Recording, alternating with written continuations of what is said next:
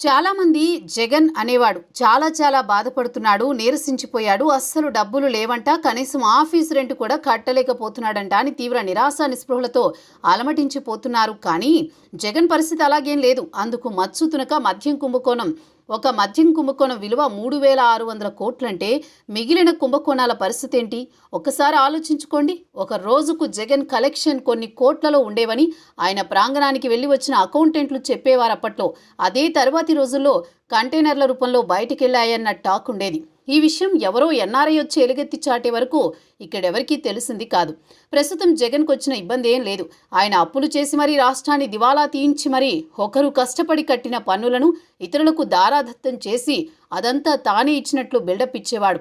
దీంతో జగన్ దయగల ధర్మప్రభువు, దాత అనే పేరుండేది. ఒకవేళ నిజంగానే అంతటి ధర్మాత్ముడైతే బెజవాడ వరదలప్పుడు ₹1,00,00,000 ఇస్తా అన్నాడు. ఇచ్చాడా? ఏది ఆ ₹1,00,00,000 విరాళం? అప్పన్న గోడ కూలి చనిపోయిన వారికి మిగిలిన ఎక్స్గ్రేషియా 75 లక్షలు తాను అధికారంలోకి వచ్చాక ఇస్తానంటాడు. అదే తాను ఇవ్వచ్చు, కానీ ఇవ్వడు. ఇదంతా జనం సొమ్ము జనానికే పంచి ధర్మప్రభు అనే పేరు సాధించే ఎత్తుగడలో ఒక భాగం. అంతేనా? మీరు నన్ను గెలిపిస్తేనే నేను మీకు మిగిలిన పరిహారం ఇస్తాననే బ్లాక్మెయిల్ చూసారా? బిల్డప్ బ్లాక్మెయిల్ రాజాగా మన జగనన్నకు ఎంతటి తెలివితేటలున్నాయో. ఆ మాటకొస్తే జగన్ తన సమీక్షా సమావేశాలు కూడా ఓటార్ నోట్ దిశగానే నడిపేవాడన్న పేరుంది.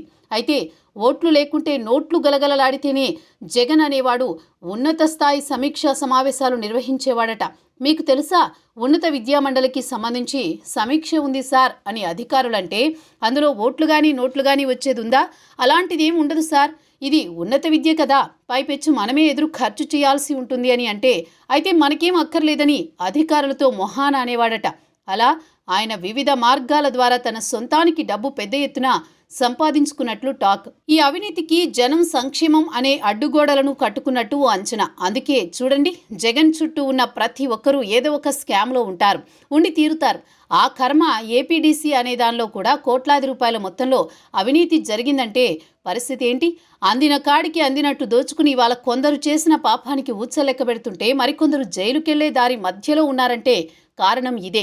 అలాంటి జగన్ ప్రస్తుతం ఎలాంటి సిచ్యువేషన్లో ఉన్నాడంటే తాను బయటకొస్తే చాలు జనం ఎగబడుతున్నారు, అది తన పాపులారిటీ అని చెప్పుకోవడంలో భాగంగా అక్కడా డబ్బులిచ్చి మరీ జనాన్ని పోగేసుకుని సీన్ క్రియేట్ చేసుకుంటున్నాడట. ఒకనాటి తనను గాని అరెస్టు చేస్తే ఇదిగో ఈ జనాన్నే ప్రయోగించి అల్లకల్లోలం చేస్తానంటూ హింట్ ఇస్తున్నాడట జగన్.